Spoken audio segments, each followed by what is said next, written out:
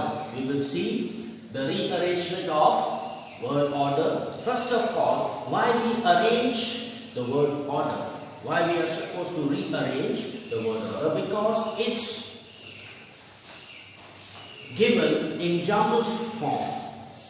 In jumbled form, there are words that are placed in jumbled form. We are supposed to arrange them, rearrange them in order to give a proper structure to the sentence and meaning. That means rearranging the jumbled words to form proper structure and meaningful sentence. Why we arrange the word order? Because the jumbled form will not convey any meaning or proper structure. So it is therefore we make the rearrangement of jumbled words to form a proper structure, grammatically correct and meaningful sentence. Now there are certain rules which we follow to rearrange the word order. Let us see one by one. Rule number 1,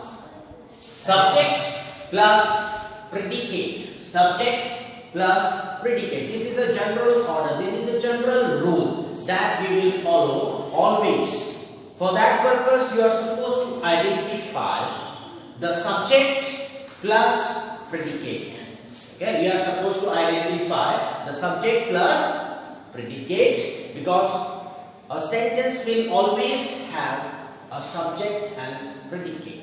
So, first of all, identify the subject and predicate from the jumbled words. Then, we are supposed to arrange them. First, subject, second, predicate. See here one example. The earth revolves round the sun. Here is an example. The earth revolves round the sun. Now the earth, that is subject. The remaining part of the subject will be the predicate. So this is how we are going to identify the subject and the predicate. The subject is earth, the remaining part of subject will be the predicate. So first order in which the subject will come, then the predicate. Now see the second rule, subject plus verb. Subject plus verb. Let us see one more example. The cow eats grass. The cow eats grass. You see here, the cow is the subject of this sentence. Then it is followed by a verb, eats grass. So identify the subject from the jumbled form. Then identify the word from the jumbled form. Then this is how we have to rearrange the sentence. Subject comes first, then comes the verb. Now rule number 3. Subject plus verb plus object. Now these are the 3 components of a sentence. Subject, verb and object. Now in this example, he killed a snake. There is a subject, verb and object. So we are to identify the subject, then verb, then object. See here, he is a subject, kill is a verb, a snake is an object. So arrange according to the subject, then comes verb, then comes object. This will be the rule number 3. Let's see rule number 4. Subject plus verb plus indirect object plus direct object. Rule number 4, it will have a subject, verb, indirect object and direct object. Let us see an example. She gave me a letter. She gave me a letter. So first identify identify what is the subject of this sentence? She. Verb is gave. Indirect object is me. A letter is direct object. So we are supposed to identify these four components: subject, verb, indirect object and direct object from the jumbled form. Then we have to arrange them according to this rule. Subject comes first, then verb, then indirect object, then direct object. This is the rule number 4. Let's see rule number 5. Subject plus verb plus complement. So firstly we have to identify subject from the jumbled form, then verb from the jumbled form, then complement. See here an example. The crowd became violent. Now this is a sentence. See the subject. The crowd is the subject. Verb is became and violent is a complement. So first comes the subject, then comes the verb, then comes the complement. This is how we will arrange the subject, verb and complement. Now see the rule number 6. An adjective usually comes before its noun. Now what if you will come across an adjective in the sentence or an adjective in the jumbled form? In that case, that adjective would come before its noun. Usually, this is a general case when the adjective will come before its noun. See the example for your better understanding. The president has a white car. As you know that adjective are those words which shows us the description, the color, the quality, the appearance or attribute. So white is an adjective. It is before its noun, the car. So the president has a white car. It comes before the noun. This is a usual condition or common or general condition when we will place an adjective before its noun. Now see the other condition when an adjective is used predicatively. It comes after the noun. Suppose we are using adjective in a predicatively manner. That means it will be in the predicative part of sentence. In that case, see the example.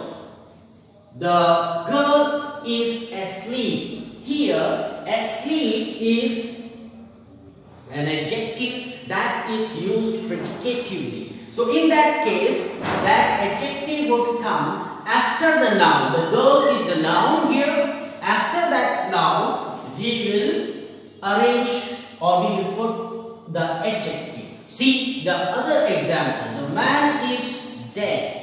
The man is dead. Here also we have placed that adjective after the noun. This is the rule number 6. Now see rule number 7. An adjective phrase come after its noun. Now here we are talking about not the adjective alone. It is the adjective phrase, group of words. So in that case, when we are dealing with adjective phrase, it comes after the noun. It comes after the noun. Now see the example. Martin Luther was an orator of great power. You see here an orator of great power. It is an adjective phrase that gives us the description about a person called Martin Luther. Adjective phrase describes the quality of a person. So Martin Luther was an orator of great power. An orator of great power, that is the adjective phrase. So we have placed it after the noun. Why? Because it is an adjective phrase. In such condition, when we are dealing with adjective phrase, we will always place them after its noun. See here another example. Abraham Lincoln was a man of great talent. Abraham Lincoln was a man of great talent. See here, a man of great talent. It is an adjective phrase that gives us the description or the quality of Abraham Lincoln. Therefore, it is placed after the noun. So see here, adjective phrase will always come after the noun, and adjective that usually comes before the noun, but when we use adjective predicatively, it will come after the noun. Now see the eighth rule. An adverb is generally placed close to the verb it modifies. This is the eighth rule. When we are dealing with adverb, then what we will do, we will place that adverb close to the word it modifies. So when that word is modified by that adverb, we will always place that adverb near that word. See here an example. She always comes late. She always comes late. The verb that modifies, the adverb that modifies the word. So we have kept them close together. Comes late. Now see another example. They have sent only one book. They have sent only one book. Here the adverb that is placed near the word that it modifies. So this rule says that always adverb will be placed near to the word that it modifies. Now let us see rule number 9.